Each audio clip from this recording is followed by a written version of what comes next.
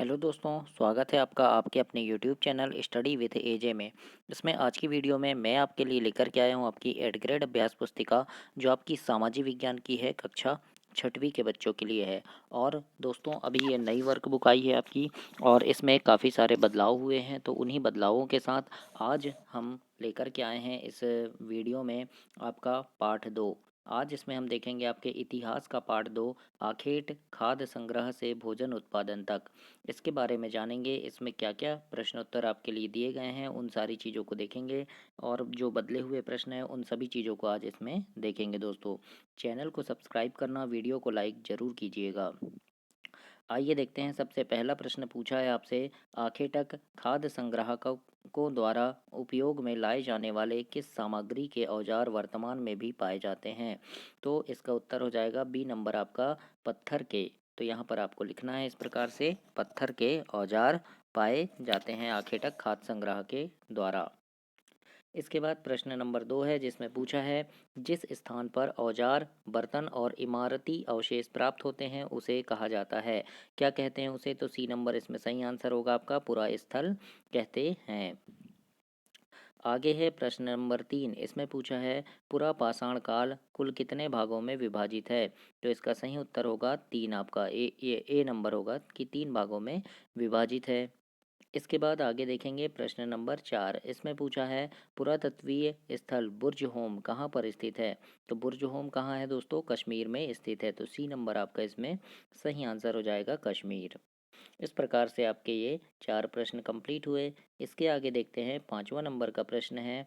5वें प्रश्न में पूछा है आपसे, आखेटक खाद्य संग्राहक किसे कहा जाता था। तो इसका उत्तर हो जाएगा, आखेटक खाद्य संग्राहक उन लोगों को कहते हैं जो इस महाद्वीप में 20 साल पहले रहा करते थे, और आज हम उन्हें आखेटक खाद्य संग्राहक के नाम से जानते हैं। इस प्रकार से आपको प्रश्न नंबर 5 का उत्तर लिखना है। इसके बाद आगे देखते हैं प्रश्न नंबर 6, इसमें लिखा है, आरंभिक मानव पत्थरों, लकड़ियों और हड्डियों के औजारों का उपयोग किस किस कार्य में करते थे। तो इसके उत्तर में लिखना, आधुनिक मानव इन औजारों का उपयोग फल फूल काटने, हड्डियों और मांस काटने तथा पेड़ों की छाल और जानवरों की खाल उतारने के लिए करते थे। इस प्रकार से आपको प्रश्न नंबर 6 के उत्तर में लिखना है। इसके बाद आगे देखते हैं, 7वें नंबर का प्रश्न है। प्रश्न पूछा है, आरंभिक मानव धीरे धीरे किस प्रकार पशुपालक बन गए।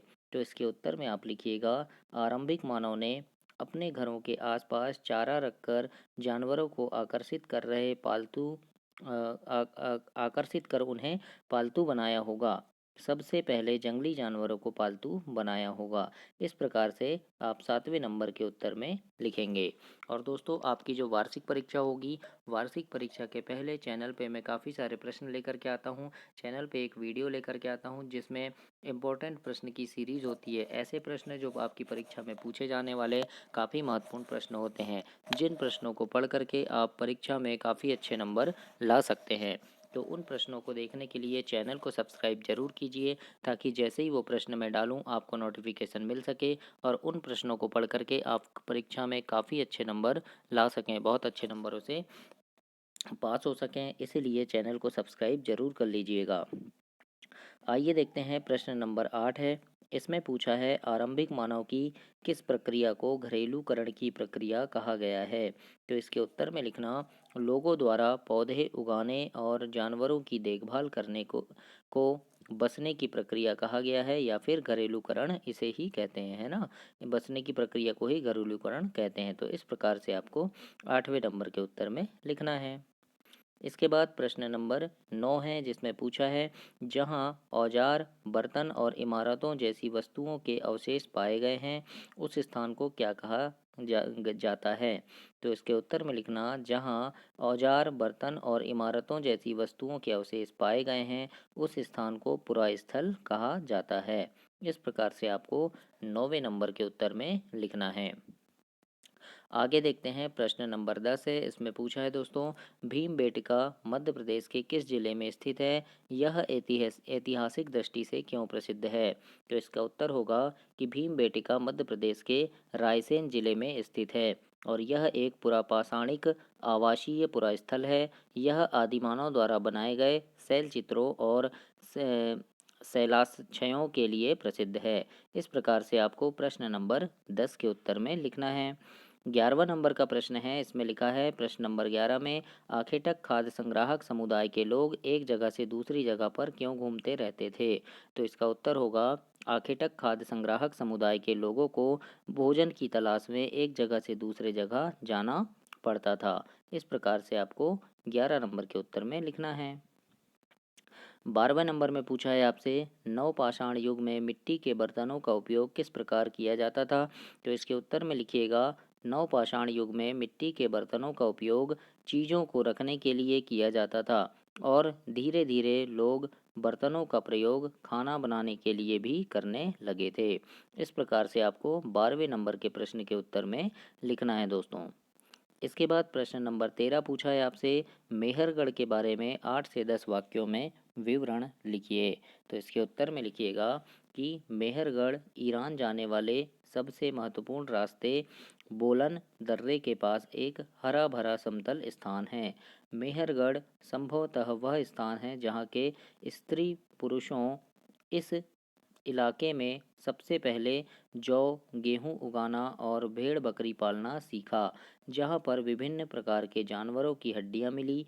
इसमें चौकोर आयताकार घरों के अवशेष भी मिले। इस प्रकार से आपको प्रश्न नंबर 13 का उत्तर लिखना है। तो ऐसे आप इसे कंप्लीट करेंगे दोस्तों। इसके बाद प्रश्न नंबर 14 में आपको मानचित्र दिया है, मतलब नक्शा दिया है, और इसमें आपको भीमबेटका, बुर्ज इनाम गांव, हुंगसी, ब्रह्मगिरी, हुल्लूर, महागढ़ा, कुरनूल गुफाएं, कोल्डिविया, मुंबई, पय्यमपल्ली, कृष्णा, कावेरी तथा नर्मदा नदी इनको दर्शाना है। तो इस प्रकार से ये नक्शा बना हुआ है। इसमें कौन कौन सी चीज़ कहाँ है इसको आपको यहाँ पर दर्शाना है। तो जैसे यहाँ पे देखो ये कोल्डी हिवा हो गया, यहाँ महानदी है ना, यहाँ पर ये बिंदु लगा है, यहाँ भीमबेटका है, ये नर्मदा नदी ऐसे बहती है, कृष्णा नदी ऐसे निकल गई है ना। इसके बाद आगे अब मुंबई कहाँ है, तो मुंबई यहाँ पर स्थित है। फिर हुंगसी यहाँ है, हुल्लूर यहाँ पर है, कावेरी नदी। तो जिस प्रकार से मैंने यहाँ पर ये दर्शाया है, ऐसे ही आप भी अपनी वर्कबुक में इन नक्शे में इन नामों को ऐसे दर्शाएंगे कि कौन कौन सा स्थान कहाँ पर स्थित है। इस प्रकार से आप इसे कंप्लीट करेंगे दोस्तों। और इसी के साथ आपका ये पार्ट 2 समाप्त हुआ। और दोस्तों चैनल को सब्सक्राइब करना, क्योंकि आपकी वार्षिक परीक्षा के पहले इम्पोर्टेंट प्रश्न जो आते हैं आपके सभी विषय के, तो सभी विषय के महत्वपूर्ण प्रश्नों को मैं चैनल पे डालता हूँ और उनकी एक महत्वपूर्ण वीडियो रहती है, इम्पोर्टेंट प्रश्नों की वीडियोज़ रहती है, जिन्हें पढ़ करके आप परीक्षा में काफ़ी अच्छे नंबर ला सकते हैं। तो उन प्रश्नों को देखने के लिए चैनल को ज़रूर से सब्सक्राइब कीजिएगा। धन्यवाद दोस्तों।